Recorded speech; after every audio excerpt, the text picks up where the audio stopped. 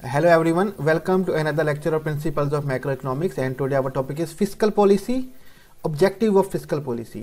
हम देखेंगे fiscal policy क्या होती है और फिस्कल पॉलिसी के ऑब्जेक्टिव मकसद क्या होते हैं, हम उनके बारे में स्टडी करेंगे। तो introduction of fiscal policy. Fiscal policy कहते हैं माली पॉलिसी, ठीक है, मालियाती हिकमत अमली, ठीक है, जो कि टैक्स रेवेन्यू वगैरह से डेप्ट से मिलके बना हुआ हो, ठीक है, ऐसी पॉलिसी जो मुल्क चलाने के काम आए, ठीक है। Fiscal policy is a part of macroeconomics also known as budgetary policy. Fiscal policy part है मैक्रो इकोनॉमिक्स का, इसको बजटरी पॉलिसी भी कहा जाता है। एस्टिमेशन ऑफ एक्सपेंडिचर कि कैसे अपने अखराजात चलाने हैं, उसका अंदाज़ा करना, उसके लिए पैसे जमा करना, ठीक है। तो ये basically part of macro economics है, जो बजटरी पॉलिसी भी इसको कहा जाता है कि मुल्क का चलाने का बजट जो है उसकी पॉलिसी भी इसको कहा जाता है। The word fiscal mean state treasury and fiscal policy concern with use of state treasury और government finance to achieve the macroeconomics goal. Fiscal जो वर्ड है इसका जो मीनिंग है वो है स्टेट ट्रेजरी, रियासत का खजाना, ठीक है। एंड फिस्कल पॉलिसी का जो कंसर्न है वो ये है कि रियासत के ख़जाने का या गवर्नमेंट के फाइनेंस का पैसों का इस्तेमाल किया जाए ताकि हम हासिल कर सकें अपने मैक्रो इकोनॉमिक्स के जो भी गोल्स हैं, ठीक है। डिमांड और सप्लाई का कंट्रोल करना, ठीक है, अनएम्प्लॉयमेंट कम करना, रोज़गार पैदा करना वगैरह वगैरह, ठीक है। जो भी हमारे गोल्स हैं मैक्रो इकोनॉमिक्स के वो हम अचीव कर पाएँ। तो आगे चलते हैं। Fiscal policy can be defined as the policy of government regarding changing in taxes, government spending and government borrowing to affect aggregate demand in the economy। Fiscal policy को हम यूँ भी डिफाइन कर सकते हैं कि ये ऐसी पॉलिसी है, हिकमत अमली है, जिसके अंदर गवर्नमेंट जो है फैसले कर रही होती है रिगार्डिंग चेंजेस इन टैक्सेस, कि टैक्सेस में कितना चेंज किया जाए, कम किए जाएँ, बढ़ाई जाएँ। गवर्नमेंट स्पेंडिंग के गवर्नमेंट के अखराजात जो हैं वो किस तरह से चेंज किए जाएँ, बढ़ाए जाएँ या कम किए जाए, किन सेक्टर्स पे लगाया जाए। एंड गवर्नमेंट बोरिंग, और जो पैसे गवर्नमेंट दूसरों से बोरो करती है वो किस तरह से बोरो करने हैं, ये तमाम फैसले यहाँ पे किए जा रहे होते हैं। To affect aggregate demand in the economy, ताकि जो एग्रीगेट डिमांड है हमारी इकोनॉमी के अंदर, तलब जो है, मजमूई तलब डिमांड, उसको असरअंदाज किया जा सके जिस तरह से गवर्नमेंट चाहती है। A policy under which government use its expenditure and revenue program to produce desirable effects and avoid undesirable effects in the national income, production and employment। ये वो पॉलिसी है जिसके अंडर गवर्नमेंट जो है यूज़ करती है एक्सपेंडिचर एंड रेवेन्यू, अपने जो पैसे हैं अखराजात को इस्तेमाल करती है उन प्रोग्राम के लिए जो कि पैदा करें डिज़ायरेबल इफेक्ट, ऐसे असर पैदा करें जो कि गवर्नमेंट चाहती है, ठीक है। रिवार्डिंग इफेक्ट्स पैदा होने चाहिए और उन अनडिज़ायरेबल इफेक्ट से बचा जा सके, और ऐसे असरात जो हमारी कह सकते हैं कि इकॉनमी के लिए बेहतर नहीं, उनसे बचा जा सके। जैसे कि अब नेशनल इनकम, हम चाहते हैं कि हमारी नेशनल इनकम बढ़े, जीडीपी बढ़े, तो ऐसे फैसले किए जाएंगे, अपना एक्सपेंडिचर और रेवेन्यू ऐसे प्रोग्रामों पे लगाया जाएगा जिससे इनकम बढ़े, प्रोडक्शन पैदावार बढ़े, एम्प्लॉयमेंट रोज़गार भी बढ़े, ठीक है। तो ये वही पॉलिसी है फिस्कल पॉलिसी जिसके तहत हम ये तमाम चीज़ें अचीव हासिल करना चाहते हैं, ठीक है। वो किस तरह टूल्स कैसे होते हैं, किस तरह हासिल कर सकते हैं, या कौन कौन सी टाइप्स हैं फिस्कल पॉलिसी की, वो हम आने वाले लेक्चर्स में देखेंगे। आगे हम देख लेते हैं ऑब्जेक्टिव ऑफ फिस्कल पॉलिसी, मकासद क्या हैं फिस्कल पॉलिसी के। The main objective of fiscal policy is to control inflation और deflation in the market, I maintaining economic stability. Main जो ऑब्जेक्टिव है, मेन मकसद जो है फिस्कल पॉलिसी का वो ये है कि हम कंट्रोल करें महंगाई को और डिफ्लेशन को, कि ज़्यादा महंगाई भी ना हो और ज़्यादा चीज़ें सस्ती भी ना हो जाए। इन्फ्लेशन को भी कंट्रोल करना, डिफ्लेशन को भी कंट्रोल करना, मार्केट के अंदर इकोनॉमी के अंदर स्टेबिलिटी लेके आनी है, ठीक है, तवाज़ुन लेके आना है। अब ये टैक्स बढ़ा के और टैक्स कम करके किया जा सकता है, ठीक है। अगली हमारे पास है development by effective use and mobilisation of resources. Development तरक्की लेके आना, ठीक है, मुल्क के अंदर by effective use and mobilisation of resources. हमारे जितने भी वसाइल हैं मुल्क के अंदर, चाहे वो हमारी आवाम है, लोग हैं, चाहे वो कुदरती वसाइल हैं, उनका इफेक्टिव यूज़ करना, बेहतरीन यूज़ करना। एंड मोबिलाइजेशन, उनको एक जगह से दूसरी जगह सही तरीके से लेके जाना जहाँ पे उनकी ज़रूरत है, और बेहतरीन इस्तेमाल करना जिससे हमारी तरक्की हो जाएगी, ठीक है। एक तो तरक्की के लिए फिस्कल पॉलिसी इंपॉर्टेंट है जिसमें हम यूज़ करेंगे और मोबिलाइजेशन करेंगे हमारी रिसोर्सेज की बेहतरीन तरीके से, ठीक है। Fiscal policy help in achieving welfare objective. Fiscal policy जो है वो मददगार साबित होती है वेलफेयर ऑब्जेक्टिव के लिए, हम उनको हासिल कर सकेंगे, फलाह बहबूदी के जो ऑब्जेक्टिव्स हैं, मकासद हैं, I in a sense basically to reduce inequality between rich and poor and increase welfare. Basic मकसद क्या है वेलफेयर ऑब्जेक्टिव का, कि जो इनइक्वालिटी है गरीब और अमीर के बीच में वो ख़त्म की जाए, ठीक है, जो कि हमारे यहाँ बहुत आम है। अमीरों के साथ रवैया लोगों का डिफरेंट होता है, गरीबों के साथ रवैया डिफरेंट होता है। गरीब बेचारे लाइनों में खड़े होते हैं, अमीर विदाउट लाइन के अंदर चले जाते हैं। तो ये जो इनइक्वालिटी है दोनों के बीच में, इसको ख़त्म किया जाए, ठीक है, और इंक्रीज़ किया जाए वेलफेयर, ठीक है। हेल्प इन एम्प्लॉयमेंट जनरेशन, रोज़गार पैदा करने के लिए फिस्कल पॉलिसी का मकसद है कि पैसों को इस तरह से इन प्रोग्राम्स में लगाया जाए जो कि रोज़गार पैदा करें, तो ये भी एक ऑब्जेक्टिव है हमारे पास फिस्कल पॉलिसी का। आगे चलते हैं। Help in reducing the deficit in the balance of payment. जो कमी है हमारे बैलेंस ऑफ पेमेंट की, जो हमने लोगों के डेप्ट अदा करने हैं, उसकी जो कमी हो रही है उसको कम किया जाए, कमी को कम किया जाए। ठीक है कि जो पैसों की कमी है उसको कम किया जाए, पैसे बढ़ाए जाए, जो बैलेंस ऑफ पेमेंट है इसको बढ़ाया जाए, ताकि जो उधार चुकाने हैं वो टाइम पे चुकाए जा सकें।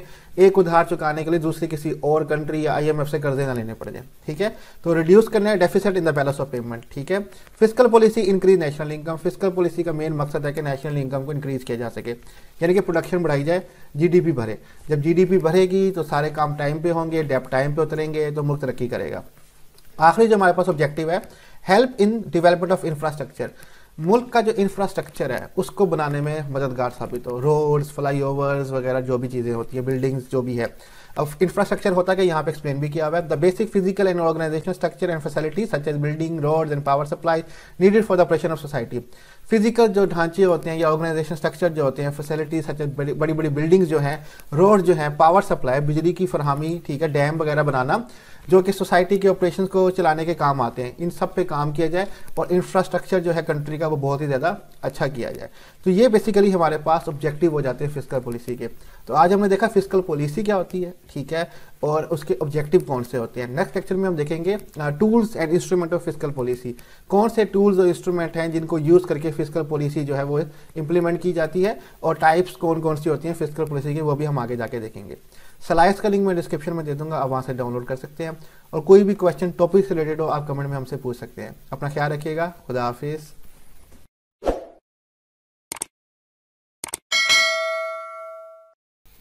Hello everyone, welcome to another lecture of Principles of Macroeconomics and today our topic is Tools and Instruments of Fiscal Policy। कौन से औजार और आलात का इस्तेमाल करते हैं हम फिस्कल पॉलिसी के अंदर, या कौन से औजार और आलात हैं फिस्कल पॉलिसी के, यानी कि गवर्नमेंट कौन से टूल्स और इंस्ट्रूमेंट यूज़ करेगी फिस्कल पॉलिसी की इम्प्लीमेंट के लिए, ताकि हम अपने मैक्रो इकोनॉमिक्स गोल जो हैं वो हासिल कर सकें। जैसे कि एग्रीगेट डिमांड को सेट करना, डेवलपमेंट लेके आना, वेलफेयर लेके आना, एक्सेट्रा। ठीक है, tools and instrument of fiscal policy। Tools of fiscal policy which we are going to discuss are taxation, public debt, government expenditure, budgetary surplus and deficit। जो tools of fiscal policy हैं जो हम discuss करने जा रहे हैं वो basically 4 है हमारे पास। नंबर 1 है टैक्सेशन, नंबर 2 पब्लिक डेब्ट, नंबर 3 गवर्नमेंट एक्सपेंडिचर और number 4 budgetary surplus and deficit. One by one सबको देखते हैं और देखते हैं कि ये किस तरह से इस्तेमाल किए जाते हैं फिस्कल पॉलिसी के अंदर। तो सबसे पहले टैक्सेशन, महसूल लगाना। टैक्स जो होता है ये मेन आपके पास कह सकते हैं कि तरीकाकार है रेवेन्यू जमा करने का गवर्नमेंट के लिए, गवर्नमेंट के अखराजात चलाने के लिए। ठीक है, आवाम से टैक्स लेते हैं और जो उनको अपने स्टेप लेने होते हैं मुल्क को चलाने के लिए, उन पैसों की मदद से वो टैक्स की मदद से वो चला रहे होते हैं। टैक्सेशन कहते हैं महसूल लगाना। ठीक है, tax is a legal compulsory payment pay to the government by the people. Tax जो है ये कानूनी लाजमी अदायगी होती है जो गवर्नमेंट को लोग अदा करते हैं। ये वो पेमेंट है, ये वो अमाउंट ऑफ मनी है जो कि लीगल है, कानूनी है और लाजमी हमें गवर्नमेंट को अदा करनी होती है। ठीक है, 2 तरह के टैक्स होते हैं, डायरेक्ट टैक्स, इनडायरेक्ट टैक्स। उसको हम फिर देखेंगे कि वो कौन कौन से होते हैं। It is the most common and effective way for the government to influence the aggregate demand in the economy. ये टैक्सेशन जो है ये बहुत ही कॉमन, आम और इफेक्टिव बेहतर वे है, तरीकाकार है जिसके थ्रू गवर्नमेंट जो है इन्फ्लुएंस करती है, असरअंदाज होती है मजमूई डिमांड के ऊपर, हमारी इकोनॉमी के ऊपर। ठीक है, कि किस तरह से डिमांड को कंट्रोल करना है, उस पर असरअंदाज होना है। टैक्सेशन जो है वो सबसे आसान और इफेक्टिव तरीका है हमारे पास। When aggregate demand is more than aggregate supply, inflation, government increase the tax rate। जब एग्रीगेट डिमांड, मजमूई तलब जो है वो एग्रीगेट सप्लाई से बढ़ जाए, ठीक है, कि मजमूई सप्लाई जो है उससे बढ़ जाए, यानी कि इन्फ्लेशन हो जाए, तो गवर्नमेंट इंक्रीज कर देती है टैक्स रेट। ठीक है, कि जो प्रोडक्ट पहले से कम है उस पर टैक्स बढ़ा दिया जाए ताकि वो और एक्सपेंसिव हो जाए और लोग उसको खरीदे ही नहीं। लोग जब उसको खरीदना छोड़ देंगे तो वक्त के साथ साथ उसकी कीमतों में खुद ब खुद नीचे आ जाएंगी उसकी कीमतें, और गवर्नमेंट बाद में टैक्स जो है वो हटा देगी। तब सप्लाई भी बराबर हो जाएगी, डिमांड भी बराबर हो जाएगी, तब जो है लोग आराम से खरीद सकेंगे और हम टैक्स भी कम कर देंगे। लेकिन ये जस्ट कहने की बातें होती हैं, जब एक दफ़ा टैक्स लग जाए तो कम ऑलमोस्ट हमें पता है कि नहीं होता। लेकिन मोस्टली गवर्नमेंट जो है इसी टूल का इस्तेमाल करती है कि कीमतों पे टैक्स और लगा दिया जाए, लोग खरीद ही ना पाएँ, तो जब खरीद नहीं पाएंगे तो प्रोडक्ट बिकेगा नहीं, तो उसकी कीमत खुद ब खुद ऐसा ऐसा कम हो जाएगी। This would control the inflation gap vice versa, ये जो है इन्फ्लेशन गैप को कम कर देती है। लेकिन जब सप्लाई ज़्यादा हो, डिमांड कम हो, तो गवर्नमेंट टैक्स कम भी कर देती है, ठीक है। तो ये सिस्टम जो है वाइस वर्सा चलता रहता है। लेकिन जो टैक्सेशन है ये बेसिक तरीका है गवर्नमेंट का रेवेन्यू जनरेट करने का, पैसे जनरेट करने का, और इसी के थ्रू वो एग्रीगेट डिमांड वगैरह भी कंट्रोल कर रही होती है, जो फिस्कल पॉलिसी के अंदर हमारे पास हमारा ऑब्जेक्टिव होता है, ठीक है। नेक्स्ट हमारे पास टैक्सेशन अभी कंटिन्यू चल रहा है। Taxation can be use in a several way, sometime government reduce the taxes to control business fluctuation. वही बात है, टैक्सेशन को बहुत सारे तरीके कार से यूज किया जाता है। एक तो हमारा रेवेन्यू जनरेट इसी से होता है, जो इतने भी हमारे गवर्नमेंट के अखराजात हैं, सरकारी मुलाजिमों की पेमेंट करना, उनकी पेंशन देना, मिलिट्री में पैसे जाना, सारा कुछ जो होता है ये टैक्स के थ्रू ही जा रहा होता है। समटाइम गवर्नमेंट रिड्यूस भी कर देती है टैक्सेस को बिजनेस फ्लक्चुएशन के लिए, कि कारोबार लोगों के सही नहीं चल रहे, उतार चढ़ाव आ रहे हैं, तो उनको बेहतरी करने के लिए टैक्स कम भी कर देते हैं कि आवाम पे बोझ कम पड़े और वो खरीदो फरोख्त ज़्यादा कर पाए। तो इस समटाइम टैक्सेशन कम भी कर दी जाती है। नेक्स्ट हमारे पास है पब्लिक डेट, अवाम से कर्जे लेना, ठीक है। अवाम से कर्जे लेना और फिर जो भी हमारे क्या कहते हैं ऑब्जेक्टिव्स हैं मैक्रो इकोनॉमिक्स के, वो पूरे कर पाना, जो कि फिस्कल पॉलिसी के थ्रू होंगे, क्योंकि ये स्टेट ट्रेजरी होती है, रियासत का खजाना होता है, जो वो टैक्सेशन से या दूसरों से लोन लेके ले रहे होते हैं और फिर उनसे वो हमारे जो गोल्स वगैरह हैं गवर्नमेंट के वो पूरे कर रहे होते हैं। तो दूसरा हमारे पास टूल है पब्लिक डेप्ट, अवामी कर्जे। Public debt refer to borrowing by the government from within the country or from abroad or from banking. There are two types of public debt. Public debt जो है अवामी कर्ज जो है ये रेफर करता है कि बोरिंग करना बाय द गवर्नमेंट, के गवर्नमेंट जो है उधार ले रही है विद इन अ कंट्री, मुल्क के अंदर से, ठीक है, फ्रॉम अब्रॉड, मुल्क के बाहर से, ठीक है, दूसरे कंट्री से, दूसरे इंस्टीट्यूट से या किसी बैंकों से, ठीक है। There are two types of public डेप्ट, दो तरह के पब्लिक डेप्ट होते हैं। पहला हमारे पास है इंटरनल पब्लिक डेप्ट, when government borrow from within the country from citizen or financial institute or the central bank, this is called internal borrowing। जब गवर्नमेंट जो है वो बोरो करना, उधार लेना शुरू कर दे विद इन अ कंट्री, मुल्क के अंदर से ही, उसकी आवाम से, उसके फाइनेंशियल इंस्टीट्यूशन से या सेंट्रल बैंक से। आवाम से किस तरह से लेती है, बॉन्ड्स वगैरह इशू करके, ठीक है। स्टेट बैंक टारगेट देता है डिफरेंट बैंक्स को कि आपने बॉन्ड्स बेचने हैं आवाम को, तो आवाम बॉन्ड खरीदती है इस लालच में कि कभी निकलेगा तो मुनाफा होगा, तो जो पैसा वो गवर्नमेंट को देती है बैंक में उस बॉन्ड के बदले, तो वो उसको डिफरेंट कामों पे यूज़ कर रहे होते हैं, और जब भी आप चाहे अपना बॉन्ड देके वो पेमेंट जो है वो वापस कर सकते हैं, इसलिए वो कर्जा है। इसी तरह गवर्नमेंट जो है सेंट्रल बैंक या फाइनेंशियल इंस्टीट्यूट से भी कर्जा लेती है अपने अखराजात या अपने ऑब्जेक्टिव हासिल करने के लिए, और इसी को हम कहते हैं this is called internal boring, अंदरूनी कर्जा लेना, अंदरूनी उधार लेना। दूसरा हमारे पास आ जाता है एक्सटर्नल पब्लिक डेट, ठीक है, मुल्क के बाहर से कर्जे लेना, जो पाकिस्तान अक्सर लेता रहता है, ठीक है। When government borrows funds from international market from any financial institution और एनी नेशन इन पर्टिकुलर, जब गवर्नमेंट जो है वो बोरो करे फंड्स, चंदा पैसा इंटरनेशनल मार्केट से, बैनुल अक़वामी मार्केट से, फ्रॉम एनी फाइनेंशियल इंस्टीट्यूशन, कोई भी मालियाती इदारा हो, जैसे कि हमारे यहाँ IMF होता है, ठीक है, इंटरनेशनल मॉनिटरी फंड जो होता है, हम उससे पैसा लेते हैं, या किसी भी नेशन से, किसी भी मुल्क से पैसा लेना, जैसे कि हम अक्सर सऊदी अरेबिया या चाइना से कर्जे वगैरह लेते रहते हैं। Acquiring loan from outside is comparatively difficult as other party first study the financial position of the country and capability to pay back and then only grant loan।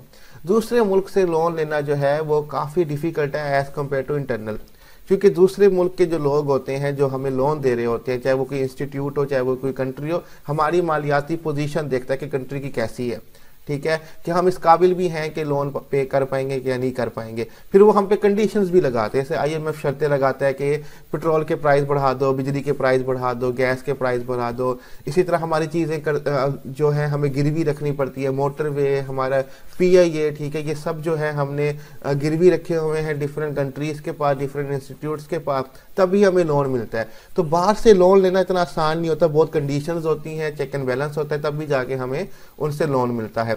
लेकिन हमारी government हर वक्त उनसे लेती है और डोंट नो कि वो पैसा कहाँ पे और किस तरह से खर्च करती है। नेक्स्ट हमारे पास रहता है बजटरी सरप्लस एंड डेफिसिट। ये हमारा थर्ड टूल है, बजटरी सरप्लस और डेफिसिट। इनको देखते हैं कि किस तरह से इस्तेमाल किया जाता है फिस्कल पॉलिसी के अंदर अपने मैक्रो इकोनॉमिक्स गोल या ऑब्जेक्टिव हासिल करने के लिए। सबसे पहले देखते हैं बजटरी सरप्लस क्या होता है। Budgetary surplus is a situation where revenue earned by the government is more than expenditure. Budgetary surplus यानी कि बजट का ज्यादा हो जाना। हमारे पास सिचुएशन है जहां पे हमारा रेवेन्यू जो है, ठीक है, वो ज्यादा है और गवर्नमेंट की जो एक्सपेंडिचर अखराजात है वो कम है। ऐसी सिचुएशन बहुत रेयर होती है हमारे मुल्क में कि हमारा रेवेन्यू ज्यादा हो, टैक्स कलेक्शन, हमारे पास पैसा जो है वो ज्यादा है और हमारे अखराजात कम है। The surplus amount is used for repayment of the loan or can be reserved for the future use and used for the development of economy। अब जो पैसा हमारा ज्यादा है, हमारे पास अखराजात कम है, तो जो बचा हुआ पैसा होता है, सरप्लस होती है, जो ज्यादा अमाउंट होती है हमारे पास, उसको हम यूज करते हैं रीपेमेंट ऑफ लोन। जो पुराने उधार लिए हुए होते हैं उनको चुकाने के लिए इस्तेमाल कर लेते हैं, ठीक है। और can be reserve for future, future के लिए, मुस्तकबिल में कोई परेशानी है उसके लिए बचा के रख लेते हैं, या मुल्क की तरक्की के लिए खर्च करना शुरू कर देते हैं। अवाम के लिए, अवाम की भलाई के लिए इंडस्ट्री लगाते हैं, रोड्स बनाते हैं, ठीक है, मोटरवेज बनाते हैं ताकि नौकरियां भी पैदा हो और अवाम की भी भलाई हो। ये सरप्लस का पैसा यूज होता है। It is sine that the government is running the economy efficiently. ये वो निशानियां हैं जो हमें बताती हैं कि गवर्नमेंट जो है इकोनॉमी को बड़े बेहतरीन तरीके से चला रही है, कि हमारे पास जो बजट है उसमें हमारा रेवेन्यू ज्यादा है और अखराजात जो है वो हमारे कम है, जो कि बड़ा रेयर केस होता है हमारी जैसी कंट्रीज के अंदर। नेक्स्ट है हमारे पास बजटरी डेफिसिट, पैसों का कम होना और अखराजात का ज्यादा होना, जो सिचुएशन हमारे यहाँ डेली चल रही होती है। Budgetary deficit is a situation where revenue earned by the government is less than its expenditure. Government के जो अखराजात है वो ज्यादा है और जो रेवेन्यू टैक्स वगैरह वो कलेक्ट करती है, पैसा कलेक्ट करती है, वो बहुत कम है। At this situation, the government reduces its expenditure on public welfare, increase taxes rate, and may also go for borrowing। इस सिचुएशन के अंदर गवर्नमेंट जो है रिड्यूस करती है अपने अखराजात और पब्लिक वेलफेयर, अवाम की भलाई के लिए, ठीक है। जो सब्सिडीज दी हुई होती हैं, जो कि मनसूबे अवाम की भलाई के लिए कर रहे होते हैं, उनको कम कर देती है। टैक्सेस इंक्रीज कर देती है, ठीक है, महसूल बढ़ाना शुरू कर देती है और दूसरे मुल्कों से या अवाम से बोरिंग करना भी, उधार लेना भी शुरू कर देती है, ठीक है। इस सिचुएशन में फिर ये हाल होता है। The surplus from previous year can be used. It is a sign that government is not running the economy efficiently। अगर पिछले साल कोई सरप्लस था, इजाफी पैसा हमारे पास पड़ा था, तो गवर्नमेंट उसको भी इस्तेमाल कर सकती है इस सिचुएशन के अंदर, और ये साइन है कि गवर्नमेंट जो है वो बेहतर तरीके से हमारी काम नहीं कर रही। तो यही हमारा बजटरी डेफिसिट होता है कि हमारे बजट में कमी हो जाए, हमारे पास बैलेंस ऑफ पेमेंट में डेफिसिट हो जाए कि हम पैसे अदा नहीं कर पाते लोगों के, तो फिर यही हाल होता है कि टैक्स बढ़ा दिए जाते हैं, फिर दोबारा से लोन लिए जाते हैं और आवाम पे पैसा खर्च करना कम कर दिया जाता है। लास्ट हमारे पास आ जाता है गवर्नमेंट एक्सपेंडिचर। गवर्नमेंट के अखराजात को चेंज करके हम जो भी हमारे गोल्स और ऑब्जेक्टिव हैं वो हासिल कर रहे होते हैं। During the time of inflation, the government decided to reduce its expenditure on public welfare like police, military, courts and education, etc. अब जब इन्फ्लेशन का टाइम होता है, तकरीबन वही बातें जो डेफिसिट में कर रहे होते हैं। During the time of inflation, महंगाई के वक्त जब कीमतें बहुत बढ़ रही होती हैं, government decide to reduce its expenditure on public welfare. Government जो है वो आवाम की भलाई के लिए जो अखराजात है वो अपने कम कर देते हैं। जैसे कि पुलिस पे, अब पुलिस आवाम की भलाई के लिए है कि नहीं ये हमें नहीं पता, लेकिन वो पुलिस पे पैसे खर्च करना कम कर देते हैं। मीन्स के रिक्रूटमेंट कम कर देना, उनकी सहूलतें कम कर देना।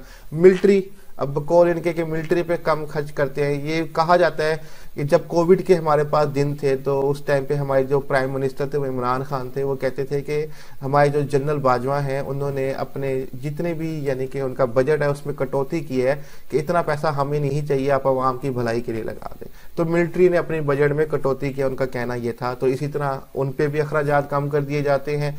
कोर्ट्स और जुडिशल, ठीक है, अदालत पे अखराजात कम कर दिए जाते हैं, उनकी सहूलियात कम कर दी जाती हैं। और एजुकेशन, तालीम पे अखराजात कम कर देते हैं, जैसे कि फीसें बढ़ा देना, उनकी जो स्कॉलरशिप थी वो ख़त्म कर देना। तो ये चीज़ें ख़त्म कर दी जाती हैं ताकि जो अखराजात है उनको कम किया जा सके। तो ये हमारे पास फोर्थ टूल और इंस्ट्रूमेंट है हमारे पास फिस्कल पॉलिसी का। तो यहाँ पे हमने 4 टूल देख लिए फिस्कल पॉलिसी के। नंबर 1 टैक्सेशन, ठीक है, उसके बाद हमने पब्लिक डेप्थ देखा, बजटरी सरप्लस और डेफिसिट, और आखिरी गवर्नमेंट एक्सपेंडिचर। इन्हीं टूल और इंस्ट्रूमेंट का इस्तेमाल करते हैं हम फिस्कल पॉलिसी के जो भी ऑब्जेक्टिव और गोल्स हैं वो हासिल करते हैं, जो कि गवर्नमेंट के अंडर होती है। तो यहाँ पे हमारा आज का टॉपिक जो है वो कंप्लीट होता है। स्लाइड्स का लिंक मैं डिस्क्रिप्शन में दे दूंगा, आप वहाँ से डाउनलोड कर सकते हैं, और कोई भी क्वेश्चन टॉपिक से रिलेटेड हो आप हमसे कमेंट में पूछ सकते हैं। अपना ख्याल रखिएगा, खुदा हाफिज़।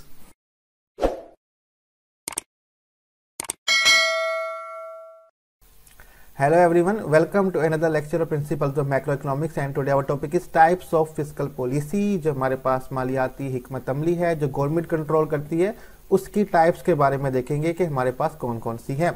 There are 3 types of fiscal policy। Fiscal policy की 3 टाइप्स है हमारे पास, 3 इकसाम है। Fiscal neutral policy, expansionary fiscal policy and contraction fiscal policy. ये तीनों टाइप्स क्या हैं और ये क्यों अपनाई जाती हैं, हम तीनों के बारे में डिस्कस करेंगे। तो सबसे पहले हम देख लेते हैं फिस्कल न्यूट्रल पॉलिसी। ठीक है, न्यूट्रल का मतलब होता है बैलेंस होना, तवाजुन होना, एक जैसा होना। ठीक है, the first type of fiscal policy is a neutral policy. जो पहली किस्म है, टाइप है फिस्कल पॉलिसी की, वो न्यूट्रल पॉलिसी है, बैलेंस पॉलिसी। ठीक है, which is also known as balance budget, और इस पॉलिसी को बैलेंस बजट भी कहा जाता है। बैलेंस बजट का मतलब हमारे पास कि जितना हमारा एस्टिमेशन एक्सपेंडिचर का उतना ही हम रेवेन्यू जमा करेंगे। ठीक है, this is where the government brings in enough taxation to pay for its expenditure. इस पॉलिसी के अंडर गवर्नमेंट उतनी ही टैक्सेशन कलेक्ट करती है, जमा करती है, जितनी उन्होंने अखराजात अपने करने होते हैं। मीन्स कि जितने एक्सपेंडिचर हैं गवर्नमेंट के, चाहे वो एजुकेशन, हेल्थ, मिलिट्री, जितने भी मिलिट्री वगैरह पे जहाँ पे भी जो भी एक्सपेंडिचर हैं, टोटल जितने एक्सपेंडिचर हैं उतने ही वो टैक्स कलेक्शन यानी कि अपने पैसे जमा कर रही होती है। In other words, government spending equal taxation. Government के जो अखराजात होते हैं वो टैक्स कलेक्शन के बराबर हो जाते हैं। There is no need of borrowing, कोई भी उधार लेने की जरूरत नहीं है अनटिल आप अपने अखराजात बढ़ाएंगे, उससे पहले आपको उधार लेने की कोई जरूरत नहीं होती।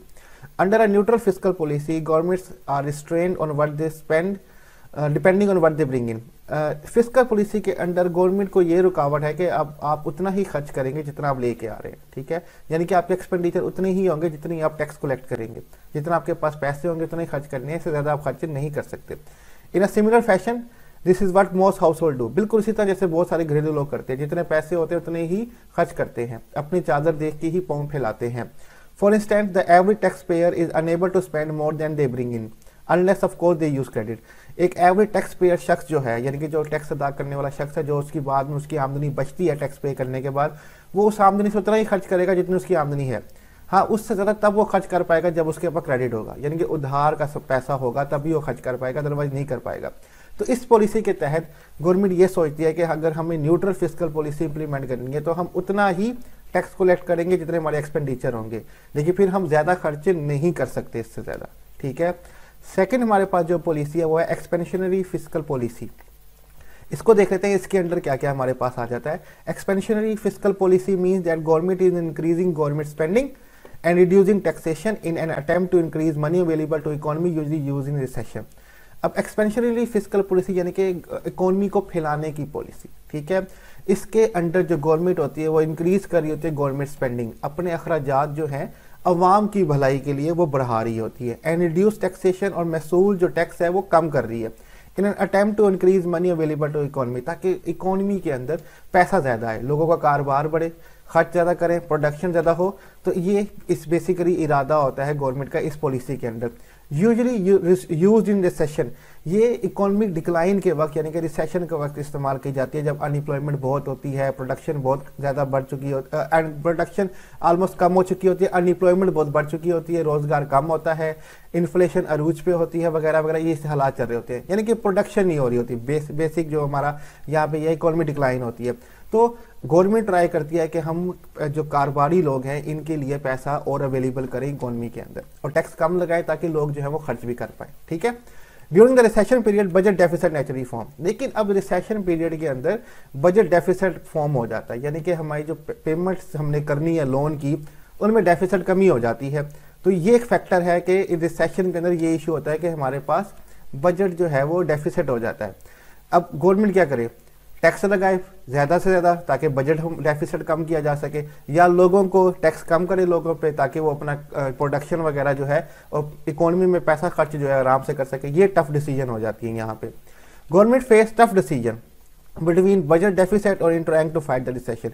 वही बात कि गवर्नमेंट को बड़े सख्त फैसले करने पड़ते हैं बिटवीन बजट डेफिसिट, जो उसके पेमेंट्स में कमी आ रही है, या वो रिसेशन से फाइट करे और इकोनॉमी को बेहतर तरीके पे लेके आए। अब इस चीज़ में गवर्नमेंट को बहुत ज़्यादा टफ डिसीजंस करनी पड़ती हैं। कंटिन्यू करते हैं इसी को। Expansionary fiscal policy use lower taxes and और high spending to ultimately boost prosperity and economy growth.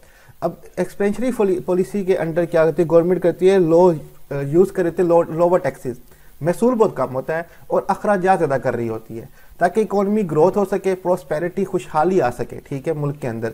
तो गवर्नमेंट का इरादा ये होता है, by reducing taxes consumer have more money in their pocket to go out spend and stimulate the economy. अब जब tax कम होंगे तो कंज्यूमर की पॉकेट में पैसे ज़्यादा होंगे, वो ज़्यादा खर्च कर पाएंगे, जिससे इकोनॉमी में स्टिमुलेट आएगा, तरक्की आएगी, बेहतरी आएगी, पैसा मार्केट में आएगा, लोग कारोबार करेंगे। लेकिन इससे बजट डेफिसिट भी क्रिएट होगा, गवर्नमेंट के पास पैसे कम बचेंगे अपने लोन वगैरह चुकाने के लिए। ये लोन जो होते हैं इसी वजह से काफ़ी ज़्यादा आगे जाके परेशानी का बाइस बनते हैं, गवर्नमेंट टैक्सेस लो नहीं कर पाती। तीसरी हमारे पास जो टाइप है, लास्ट टाइप है, वो है contraction fiscal policy. Contraction means करना, ठीक है, ये इसमें टैक्स बढ़ जाएंगे आपके, ठीक है, आवाम के पास पैसा कम होगा क्योंकि हालात काफ़ी ख़राब जा रहे हैं। Contraction fiscal policies where government collect more in taxes than it spend. Government जो है वो ज़्यादा टैक्स कलेक्ट करने पे ध्यान देती है और स्पेंड कम करती है, ठीक है, कलेक्शन ज़्यादा है पैसों की आवाम से और आवाम के लिए पैसे जो हैं वो कम हो जाते हैं। A government may wish to do this for several reason. इसकी बहुत सारी वजूहत हो सकती है जिसकी वजह से गवर्नमेंट ये कर रही है प्राइमरीली, लेकिन जो मेन रीज़न है it is use to help stop inflation. महंगाई को कम करने के लिए किया जाता है। अब ये बात आपको बड़ी अजीब लगेगी कि इन्फ्लेशन को कम करने के लिए हम टैक्सेस बढ़ा रहे हैं, ठीक है, टैक्सेस लगाने से चीज़ें और महंगी हो जाती हैं, ठीक है। तो for instant the more government taxes the less disposable income consumer है। अब इसके लिए अब इसका फायदा क्या होता है गवर्नमेंट के हिसाब से, जितने ज़्यादा टैक्स हम गवर्नमेंट लगाएगी उतनी ही इनकम जो है खर्च करने वाली डिस्पोजेबल इनकम जो है वो आवाम के पास कम बचेगी। अब आवाम कम पैसा खर्च करेगी, डिमांड ऑटोमेटिक नीचे चली जाएगी, तो प्रोडक्ट की कीमतें ऑटोमेटिक फिर कम हो जाएंगी, ठीक है। In turn this reduce aggregate demand which may seem likely a bad thing. फिर इससे क्या होगा कि आपकी जो एग्रीगेट डिमांड है, मजमूई तलब जो है वो रिड्यूस होना शुरू हो जाएगी, जो कि आपको लग रहा है कि ये बुरी चीज़ है, लेकिन ये हेल्प करती है रिड्यूस टू इन्फ्लेशन, इन्फ्लेशन को कम करने के लिए। मिसाल के तौर पे जब हमारे यहाँ कुछ वेजिटेबल्स वगैरह या फ्रूट एक्सपेंसिव हो जाते हैं, रमज़ान के अंदर बनानास जो है महंगे हो जाते हैं, या हमारी वेजिटेबल टमाटर प्याज वगैरह महंगे हो जाते हैं, तो हमें क्या करना चाहिए, हमें इनको नहीं खरीदना चाहिए, हमें इनसे दूर रहना चाहिए। जब ये बिकेंगे नहीं, ऑटोमेटिक जो पीछे मार्केट वाले हैं, ट्रेडर हैं, ताजिर हैं, वो इनके प्राइस कम कर देंगे क्योंकि ये बिकी नहीं रहे, ख़राब हो रहे हैं, ज़ाया हो जाएंगे। लेकिन हम ऐसा नहीं करते, हम उल्टा ज़्यादा खरीदने की कोशिश करते हैं, हम उनका बाइकआउट नहीं करते। डैट इज़ वाई वो कीमत वहीं की वहीं रहती है और इससे जो ट्रेडर होते हैं वो बड़ा फ़ायदा उठाते हैं। हमें उनका बाइकआउट करना चाहिए, हमें उनको नहीं खरीदना चाहिए जब उन पर ज़्यादा कीमत हो, लेकिन हम ऐसा नहीं करते। डैट इज़ वाई वो इसका फ़ायदा उठाते हैं। बाहर के मुल्कों में बहुत ईजिली बाइकआउट चीज़ें लोग कर देते हैं, हमारे यहाँ बाइकआउट इतनी आसानी से नहीं हो पाता। तो ये हमारे पास तीसरी टाइप थी फिस्कल पॉलिसी की। यहाँ पे हमारा फिस्कल पॉलिसी के टाइप्स का टॉपिक जो है वो कंप्लीट हो जाता है। स्लाइड्स का लिंक मैं डिस्क्रिप्शन में दे दूंगा, वहाँ से डाउनलोड कर सकते हैं, और कोई भी क्वेश्चन टॉपिक से रिलेटेड हो आप हमसे कमेंट में पूछ सकते हैं। अपना ख्याल रखिएगा, खुदा हाफिज़।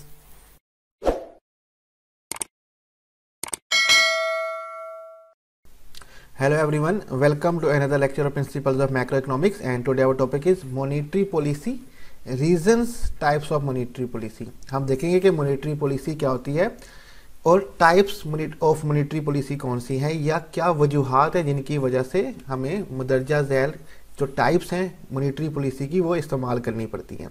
तो सबसे पहले हम देख लेते हैं monetary policy. Introduction of monetary policy. Monetary policy is the process by which monetary authority of the country, usually central bank, controls the supply of money in an economy in order to control aggregate demand and promote economic growth and stability। Monetary policy जो है basically एक process है, एक अमल है by which जिसके through the monetary authority of the country, जो मुल्क की मॉनेटरी अथॉरिटी है, मॉनेटरी कहते हैं पैसों की अथॉरिटी, जिनके पास पैसे छापने की और पैसे सप्लाई करने की अथॉरिटी है, यूजली द सेंट्रल बैंक, जो कि सेंट्रल बैंक होता है, पाकिस्तान में उसको स्टेट बैंक कहा जाता है। Control the supply of money, वो पैसों की सप्लाई को कंट्रोल करता है कि कितने नए नोट छापने हैं या नहीं छापने, कितने लोगों को कर्जे देने हैं नहीं देने, किस इंटरेस्ट रेट पे देने हैं नहीं देने, सारा कुछ स्टेट बैंक कंट्रोल कर रहा होता है, जिसको सेंट्रल बैंक कहा जाता है। इन इकोनॉमी, हमारी इकोनॉमी के अंदर, ठीक है। मॉनेटरी पॉलिसी एक कमल है जिसके थ्रू मॉनेटरी अथॉरिटी जो कि किसी भी मुल्क की होती है, स्टेट बैंक या सेंट्रल बैंक होता है, वो कंट्रोल कर रहा होता है सप्लाई ऑफ मनी मुल्क के अंदर, इकोनॉमी के अंदर, in order to control aggregate demand and promote economy growth and stability, ताकि जो मजमूई डिमांड है, एग्रीगेट डिमांड है, मजमूई तलब है, उसको कंट्रोल किया जा सके, प्रमोट किया जा सके इकोनॉमी ग्रोथ को, ठीक है। हमारी माशी तरक्की जो है उसको प्रमोट किया जा सके और स्टेबिलिटी लाई जाए, हमारे मुल्क के अंदर तवाज़ुन लाया जाए, ठीक है। तो यही हमारे पास मॉनेटरी अथॉरिटी है। Central bank which has monopoly और supply of money usually undertake this policy. वहीं बात सेंट्रल बैंक जो अथॉरिटी है, जिसके पास मॉनेटरी अथॉरिटी, उसके पास मोनोपोली है सप्लाई ऑफ मनी की, वो क्योंकि जो जितने भी नोट छापे जाते हैं वो सेंट्रल बैंक के अथॉरिटी से छापे जाते हैं, और जो इंटरेस्ट रेट चार्ज किया जाता है डिफरेंट कमर्शियल बैंक्स के ऊपर, वो भी सेंट्रल बैंक ही जो लगाता है वही होता है। इससे जितना ज़्यादा इंटरेस्ट रेट होगा, लोग उतना ही लोन कम लेंगे, इकोनॉमी में पैसा कम जाएगा। जितना इंटरेस्ट रेट कम होगा, लोग उतना ज़्यादा पैसा लेंगे, कारोबार यूज़ करेंगे। तो इसकी मोनोपोली है over the supply of money के अंदर, ठीक है। और यही वो इदारा है, अथॉरिटी है, जो मॉनेटरी पॉलिसी को अंडरटेक करता है, लेके चल रहा होता है। It is maintained through actions such as increase in the interest rate or changing the amount of money bank need to keep in the bank reserve। अब इसको कैसे मेंटेन किया जाता है इस पॉलिसी को? जैसे कि मैंने पहले कहा कि इंटरेस्ट रेट के, ठीक है, action such as increase the interest rate. आप शरह सूद जो है, इंटरेस्ट जो है, वो बढ़ा भी सकते हैं, कम भी कर सकते हैं, आपकी मर्जी, आप क्या करना चाहते हैं। इसी तरह जो amount of money central bank कहता है अपने कमर्शियल बैंक को, दूसरे छोटे बैंक्स को, कि आपने इतने अमाउंट ऑफ मनी हमेशा रात को रिजर्व में रखने हैं। मिसाल के तौर पर जितने भी हमारे यहाँ बैंक्स होते हैं, चाहे वो मिज़ान बैंक हो, हबीब बैंक हो, अलाइड बैंक हो, ये सब के सब अंडर काम कर रहे होते हैं सेंट्रल बैंक के, यानी कि स्टेट बैंक के अंडर काम कर रहे होते हैं, और इनको स्टेट बैंक की पॉलिसीज़ को फॉलो करना होता है। और वो आए दिन लोगों को कर्जे दे रहे होते हैं इंटरेस्ट पे, ठीक है, लोग ATM से पैसे निकाल रहे होते हैं वगैरह वगैरह। अब जो कर्जे हैं वो स्टेट बैंक ही इनको बताते हैं कि कितने देने हैं, कितने नहीं देने, कितने इंटरेस्ट रेट पे देने हैं कि नहीं देने, और कितना रात तक आपके पास पैसे थोड़े बहुत होने चाहिए। तो कितना रिजर्व रखना है हर बैंक को अपने बैंक के अंदर, अमाउंट ऑफ मनी, वो स्टेट बैंक की बता रही होती है। इस तरह से स्टेट बैंक जो है इस पॉलिसी को मेंटेन कर रही होती है। आगे चलते हैं। Objectives of monetary policy. Monetary policy के मकासद क्या है, ऑब्जेक्टिव्स क्या है? अब वो मुदर्जा झेल है जो हम देख रहे थे। Monetary policy use, monetary policy से इस्तेमाल की जाती है to ensure price stability. Price का जो तवाज़ुन है वो स्टेबल रहे, कीमतें ना ज़्यादा हो ना कम हो, दरमियान में रहे, तवाज़ुन में रहे, ये इसका काम होता है। टू इनकरेज इकोनॉमी ग्रोथ, माशियत की जो तरक्की है उसको इनकरेज करना, उसको बढ़ाना, हमारी माशी हालत ठीक करना, इकोनॉमी को बेहतर करना, उसके लिए ये यूज़ की जाती है। To ensure stability of exchange rate of money. Exchange rate is the value of country currency versus that of another country. अब इसका एक सबसे जो मेन काम है मॉनेटरी पॉलिसी का, कि वो इंश्योर करे कि जो एक्सचेंज रेट ऑफ मनी है वो स्टेबल रहे। मीन्स के जो हमारे पैसे हैं जब हम किसी दूसरी कंट्री के पैसों में कन्वर्ट करें तो उसको स्टेबल रखना है कि ज़्यादा पेमेंट ना करनी पड़े, और इसमें हमारी अथॉरिटी जो है मॉनेटरी अथॉरिटी वो बिल्कुल नाकाम रह चुकी है। अब आपको पता है कि अगर आपको $1 चाहिए हो तो उसके लिए आपको 280 से 290 रुपीज़ देने पड़ते हैं। अब यहाँ पे एक्सचेंज रेट देखें, पाकिस्तान के 280 से 290 रुपये और अमेरिका का सिर्फ $1, ठीक है। तो एक्सचेंज रेट हम यहाँ पे स्टेबल नहीं रख पा रहे, लेकिन ये मॉनेटरी अथॉरिटी का काम होता है कि जैसे कि सेंट्रल बैंक हमारे पास है, स्टेट बैंक है, कि वो एक्सचेंज रेट को स्टेबल रखे, तो एक्सचेंज रेट ऑफ मनी जो है वो सही रहे। यही एक्सचेंज रेट ऑफ मनी क्या कहते हैं, आई थिंक सो 2000 शायद 5-6 में 60 रुपीज़ था, ठीक है। 60 रुपीज़ में आपको $1 मिल जाता था, और अब आप देखिए कि कितना चेंज आ चुका है, ठीक है। To achieve full employment and economy growth, रोज़गार जो है वो बढ़ाया जा सके, ठीक है, लोगों को रोज़गार मिले, नौकरियां मिले, लोगों का कारोबार बढ़े और इकोनॉमी ग्रोथ हो, हमारी इकोनॉमी की तरक्की हो, ये सारी चीज़ें हासिल करना मॉनेटरी पॉलिसी के अंदर आता है। यही उनका काम होता है, जो कि कंट्रोल कर रहा होता है स्टेट बैंक। अब आगे चलते हैं, ऑब्जेक्टिव भी हो गए हमारे पास, डेफिनेशन भी होगी। नेक्स्ट हमारे पास है reasons Y monetary policy carry out. कौन सी वजूहात है जिनकी वजह से मॉनेटरी पॉलिसी जो है कैरी आउट की जाती है। हम इनको टाइप्स ऑफ मॉनेटरी पॉलिसी भी कह सकते हैं। There are 2 main reasons why central bank carry out monetary policy. 2 main वजूहात हैं जिनकी वजह से सेंट्रल बैंक जो है वो कैरी आउट कर रहा होता है मॉनेटरी पॉलिसी। अब वो पहली रीजन है एक्सपेंशनरी मॉनेटरी पॉलिसी, इसको आप टाइप भी कह सकते हैं। दूसरी है कॉन्ट्रैक्शनरी मॉनेटरी पॉलिसी। एक्सपेंशनरी और कॉन्ट्रैक्शनरी देखते हैं दोनों को 1 by 1, ये काफ़ी हद तक फिस्कल पॉलिसी से मिलते हुए होंगे दोनों के दोनों। Expansionary monetary policy, central bank use this policy to avoid unemployment and recession in a country. अब जो एक्सपेंशनरी मॉनेटरी पॉलिसी है, सेंट्रल बैंक इसका इस्तेमाल करती है कि हम अवॉइड करें अनएम्प्लॉयमेंट, बेरोजगारी को और रिसेशन, इकोनॉमी डिक्लाइन को हमारी इकोनॉमी के अंदर, हमारे मुल्क के अंदर, इसके लिए इस्तेमाल की जाती है। पहली रीज़न तो हमारे पास आ गई, ठीक है।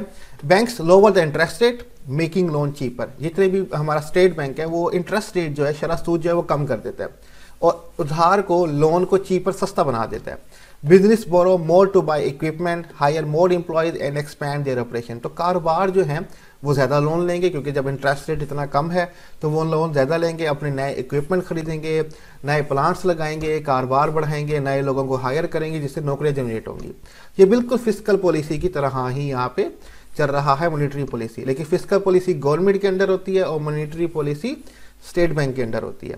तो यहाँ पे इंटरेस्ट रेट कम किया जा रहा है, लोन को आसान बनाया जा रहा है ताकि कारोबारी लोग लोन खरीदें, कारोबार को बढ़ाएं, नौकरियां बढ़े, इकोनॉमी को बेहतरी की तरफ लाया जाए।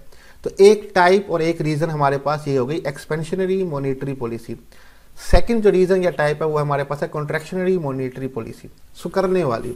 Central bank use this policy to reduce inflation, bank charge a higher interest rate making loan more expensive, fewer business and individual borrow used to decrease aggregate demand in the economy। अब जो दूसरी reason है वो हमारे पास है जो कि कॉन्ट्रैक्शनरी मॉनेटरी पॉलिसी है। सेंट्रल बैंक ये पॉलिसी इस्तेमाल करता है महंगाई को कम करने के लिए, इन्फ्लेशन को रिड्यूस करने के लिए, ठीक है। Bank charge higher interest rate, जो बैंक जो है वो शरह सूद जो है, इंटरेस्ट रेट जो है वो बढ़ा देता है, लोन को बहुत ज़्यादा एक्सपेंसिव कर देता है। बहुत ही कम कारोबारी और इंडिविजुअल होते हैं जो बोरो कर पाते हैं, ठीक है, बोरो वरना नहीं कर पाते, कारोबार को नहीं बढ़ा पाते। अब ये इंटरेस्ट रेट क्यों बढ़ रहा है, ठीक है, इन्फ्लेशन इससे कैसे कम होगी? जब शरह सूद बढ़ेगा, लोगों के पास पैसे कम होंगे तो वो प्रोडक्ट और सर्विसेज पे ज़्यादा खर्च नहीं कर पाएंगे, जिसकी वजह से एग्रीगेट डिमांड रिड्यूस हो जाएगी। जब डिमांड कम होगी तो सप्लाई भी तवाज़ुन में आ जाएगी, तब ऑटोमेटिक चीज़ों की कीमतें गिर जाएंगी। जब सप्लाई कम हो, डिमांड ज़्यादा हो, प्राइस जो है चीज़ों की बढ़ जाते हैं। तो डिमांड को कम करने के लिए इंटरेस्ट रेट बढ़ा दिया जाता है सेंट्रल बैंक की तरफ से, पैसा कम होगा, लोग खर्च कम करेंगे, ऑटोमेटिक डिमांड जो है वो नीचे की तरफ आ जाएगी, इससे इन्फ्लेशन बाद में जाके कम हो जाएगी। ये लगता बहुत टफ डिसीजन है, लेकिन हमारे यहाँ होता क्या है कि हम चीज़ों का बाइकआउट नहीं करते, महंगी होने के बावजूद खरीदते रहते हैं। हम अपनी दूसरी चीज़, बेसिक नेसेसिटीज़ को छोड़ के हम जो कि हमारी वांट्स एंड डिज़ायर्स हैं उनके पीछे भागते रहते हैं। डैट इज़ वाई हमारे यहाँ फिर मुश्किलात पैदा होती हैं, हमारे बिजली के बिल नहीं भरे जा रहे होते, गैस के बिल नहीं भरे जा रहे होते, जबकि हम मोबाइल्स वगैरह पे, पैकेजेस वगैरह पे फजूल खर्चा कर रहे होते हैं। तो ये हमारे पास सेकंड रीज़न थी मॉनेटरी पॉलिसी की। यहीं पे हमारा आज का लेक्चर जो है वो एंड पे पहुंचता है, जिसमें हमने देखा मॉनेटरी पॉलिसी क्या होती है, उसके ऑब्जेक्टिव क्या होते हैं, उसकी रीज़न और टाइप कौन सी होती है। नेक्स्ट लेक्चर में हम देखेंगे tools and instrument of monetary policy, कौन से टूल और इंस्ट्रूमेंट यूज़ किए जाते हैं मॉनेटरी पॉलिसी से, मॉनेटरी पॉलिसी के लिए हमारे पास, ठीक है। तो वो हम नेक्स्ट में देखेंगे। स्लाइड्स का लिंक मैं डिस्क्रिप्शन में दे दूंगा। कोई भी क्वेश्चन टॉपिक से रिलेटेड हो आप मुझसे पूछ सकते हैं कमेंट में। अपना ख्याल रखिएगा, खुदा हाफिज़।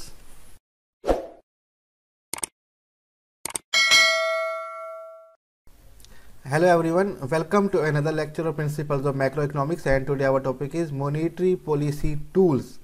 कौन से टूल्स का इस्तेमाल करते हुए जो मॉनेटरी अथॉरिटी हमारी होती है, सेंट्रल बैंक या स्टेट बैंक होता है, वो मॉनेटरी पॉलिसी को इम्प्लीमेंट करता है हमारी इकोनॉमी के अंदर।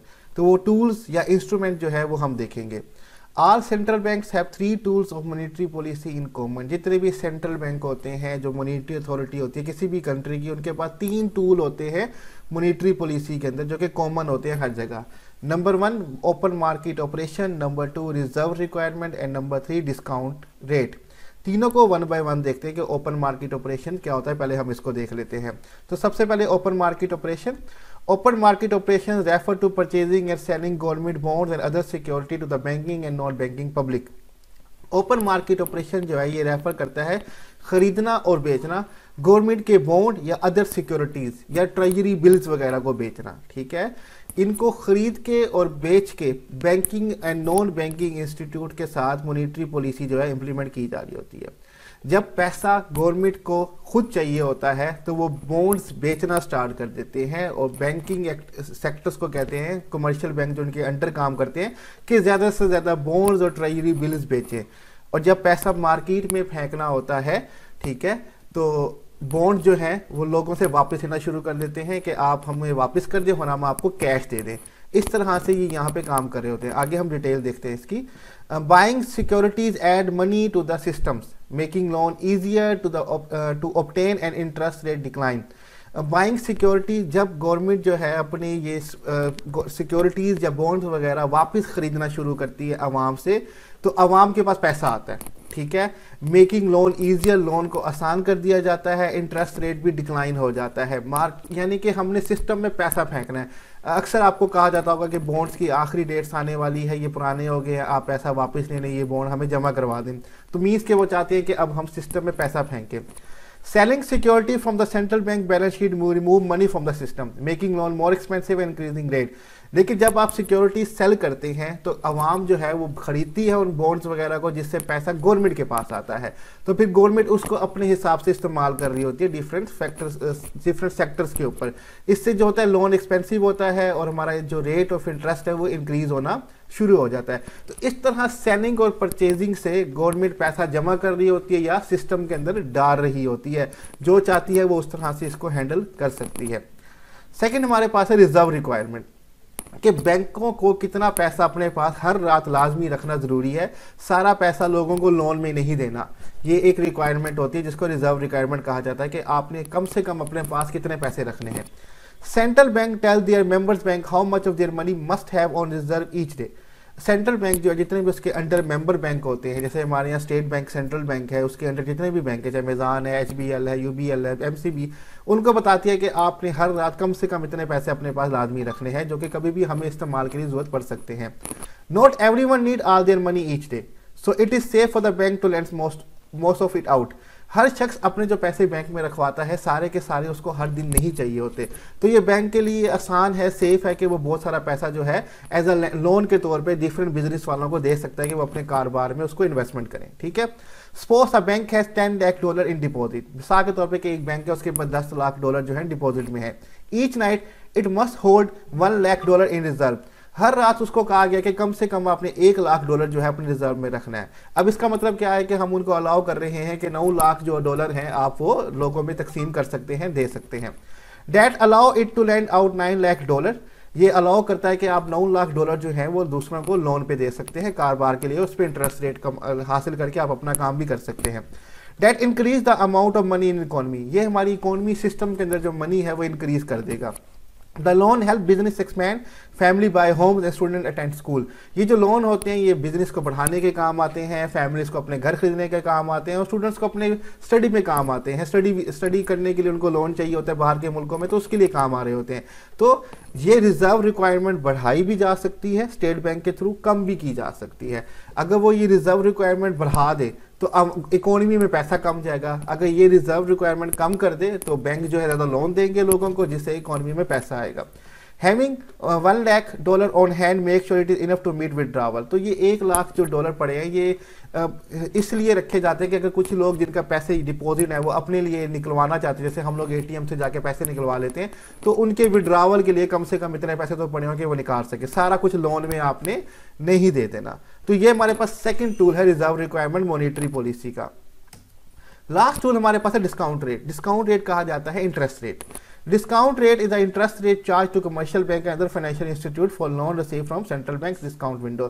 Discount rate बेसिकली एक इंटरेस्ट रेट है, शरह सूद है जो चार्ज किया जाता है कमर्शियल बैंक को और जिसने भी दूसरे फाइनेंशियल इंस्टीट्यूट हैं, माइक्रो फाइनेंस बैंक हैं या दूसरे जो फाइनेंस का काम करते हैं, कि वो सेंट्रल बैंक से लोन हासिल कर सकते हैं डिस्काउंट विंडो पे, कम कीमतों पे।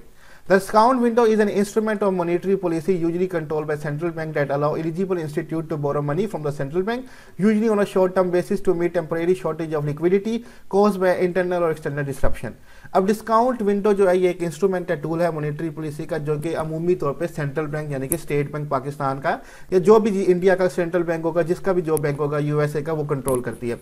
जो अलाउ करती है एलिजिबल इंस्टीट्यूट, वो इंस्टीट्यूट जिनको आपने कानूनी सर्टिफिकेट दिया हुआ है कि वो यहाँ पे फाइनेंशियल काम कर सकती हैं, कि वो बोरो करे मनी सेंट्रल बैंक से, ठीक है, हमारे सेंट्रल बैंक से पैसे बोरो करें, जो भी इंटरेस्ट रेट कम, हम इंटरेस्ट रेट कम से कम देंगे, ठीक है। यूजली और शॉर्ट टर्म बेसिस पे दिया जाता है ये लोन कि उनको जल्दी वापस करना होगा, कि वो मीट कर सके जो भी टेम्परेरी उनको शॉर्टेज हुई है पैसों की, कि कारोबार उनका अच्छा नहीं चल रहा, शॉर्टेज हो गया है, वो चाहे कोई रीज़न हो, उसकी इंटरनल रीज़न हो या एक्सटर्नल रीज़न हो, उनके अपने गलतियों की वजह से या बाहर पॉलिटिकल इन्वायरमेंट की वजह से, जैसे कोविड की वजह से सिचुएशन काफ़ी कारोबारों की खराब हुई थी, तो आप हमसे लोन ले सकते हैं सस्ते रेटों पे, सस्ते इंटरेस्ट रेट पे, और अपने कारोबार को एक्सपैंड कर सकते हैं। तो ये भी एक टूल है मॉनेटरी पॉलिसी का, जिसको इस्तेमाल करके सेंट्रल बैंक जो है मुल्क में बेहतरी लेके आता है। आगे चलते हैं।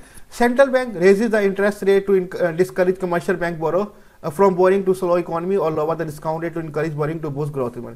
सेंट्रल बैंक जो है वो इंटरेस्ट रेट बढ़ा भी देता है, डिस्करेज करता है कमर्शियल बैंक को वो कम से कम बोरो करें, इकोनॉमी को स्लो कर देता है, उसको अगर लगता है कि इकोनॉमी को स्लो करना चाहिए तो वो जो है इंटरेस्ट रेट बढ़ा देगा और डिस्करेज कर देगा लोन को, ठीक है। और सिमिलर वो डिस्काउंट रेट कम भी कर सकता है, ठीक है, वो इंटरेस्ट रेट कम भी कर सकता है जब वो चाहता होगा कि इकोनॉमी में ग्रोथ हो, लोगों के पास पैसा हो। तो इसको अपनी मर्जी से सेंट्रल बैंक जो है वो इस्तेमाल कर रही होती है।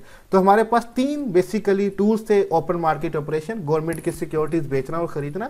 जब हम बेचना शुरू करेंगे हम चाहेंगे कि इकोनॉमी से पैसा हमारे पास ज़्यादा आ जाए, और जब वापस खरीदना शुरू करते हैं हम चाहते हैं कि सिस्टम के अंदर पैसा जाए, इकोनॉमी के पास पैसा जाए और बॉन्ड हम सारे के सारे वापस ले लें। सेकंड हमारे पास रिजर्व रिक्वायरमेंट था, ठीक है। थर्ड हमारे पास डिस्काउंट रेट यानी कि इंटरेस्ट रेट कम कर देना, ज़्यादा कर देना, इस तरह से हम लोन को सस्ता और महंगा कर रहे होते हैं। यहीं पर हमारा टूल्स और मॉनेटरी पॉलिसी जो है वो कंप्लीट हो जाता है। स्लाइड्स का लिंक मैं डिस्क्रिप्शन में दे दूंगा, आप वहाँ से डाउनलोड कर सकते हैं, और कोई भी क्वेश्चन टॉपिक से रिलेटेड हो आप कमेंट में हमसे पूछ सकते हैं। अपना ख्याल रखिएगा, खुदा हाफिज़।